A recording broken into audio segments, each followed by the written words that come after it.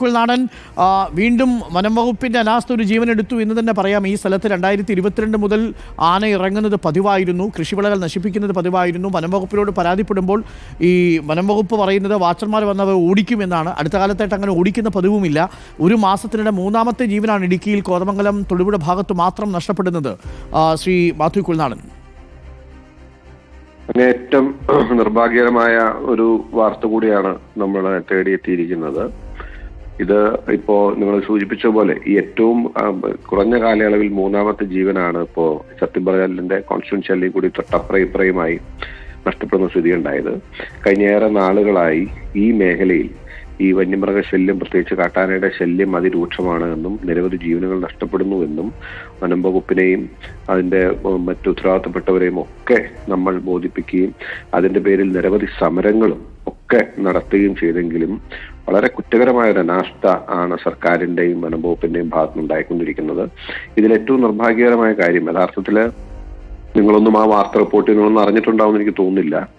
ഏതാണ്ട് 1.5 ആഴ്ച മുമ്പാണ് ഞങ്ങൾ അവിടെ നാട്ടുകാർ സംഘടിച്ച് ഇതുമായി ബന്ധപ്പെട്ട ഒരു സംഘടന, ആസ്ക് എന്ന് പറയുന്ന സംഘടനയുടെ നേതൃത്വത്തിൽ പകല് മുഴുവൻ പുലർച്ചെ ഇറങ്ങി കാട്ടാനയെ ആ മലഞ്ചെരുവിൽ നിന്നും തുരത്തി വിടുന്നതിന് വേണ്ടിയിട്ട് ഉള്ള വലിയൊരു പരിശ്രമം, ഒരു ഡ്രൈവ് നടത്തുകയും കുറെ ആനകളെ തുരത്തി അപ്പുറം കടത്തുകയും അതിന്റെ ഫെൻസിങ് അതിനുശേഷം പൂർത്തീകരിക്കണമെന്ന് ഫോറസ്റ്റ് ഡിപ്പാർട്ട്മെന്റ് ആവശ്യപ്പെടുകയും ആ കാര്യത്തിലൊക്കെ ഫോറസ്റ്റ് ഡിപ്പാർട്ട്മെന്റ് സഹകരിച്ചിരുന്നു, ഇല്ലെന്ന് പറയുന്നത് ശരിയല്ല.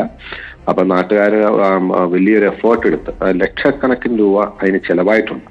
അത്രയും പേര് 2 ദിവസം ഒരു ഡ്രൈവിന് ഇറങ്ങിയാണ്. ആ പൈസ പോലും സർക്കാരിന് മുടക്കേണ്ട വന്നില്ല, അല്ലാതെ കണ്ടെത്തുകയാണ് ചെയ്തത്. ഇതിനൊക്കെ അപ്പുറം നാട്ടുകാരെ എങ്ങനെ ഇതിനെ പ്രതിരോധിക്കാൻ സാധിക്കും?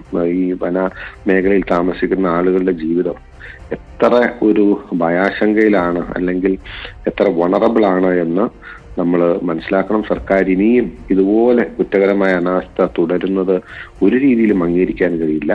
ഈ വിഷയത്തിനൊരു പരിഹാരത്തിന് വേണ്ടിയിട്ട്, ശാശ്വത പരിഹാരത്തിന് വേണ്ടിയിട്ട് സർക്കാർ മനുഷ്യജീവന് പ്രാധാന്യം നൽകുന്നില്ലെങ്കിൽ പിന്നെ എന്ത് ഭരണമാണ്, എന്ത് സംവിധാനമാണ് നമ്മുടെ നാട്ടിൽ നിലനിൽക്കുന്നത്? അത് വളരെ പ്രധാനപ്പെട്ട ചോദ്യമാണ് ശ്രീ മാത്യു കുൽനാടൻ. Thank you Shri Mathew Kuzhalnadan. മാത്യു കുൽനാടൻ പറഞ്ഞതുപോലെ സംസ്ഥാനത്ത് മനുഷ്യജീവനുകൾക്ക് ഒരു വിലയും നൽകാത്ത സാഹചര്യത്തിലേക്ക് എത്തുന്നുണ്ട്. വന്യജീവി ആക്രമണത്തിൽ പൊലിയുന്ന മനുഷ്യജീവനുകളുടെ എണ്ണം പെരുകി വരുന്നു. 3 ആഴ്ചയ്ക്കുള്ളിൽ 3 മനുഷ്യജീവനുകളാണ് ഇടുക്കി ജില്ലയിൽ മാത്രം കാട്ടാനാക്രമണത്തിൽ നഷ്ടപ്പെട്ടിരിക്കുന്നത് എന്നത് പ്രശ്നത്തിന്റെ ഗൗരവം വർദ്ധിപ്പിക്കുകയും ചെയ്യുന്നു.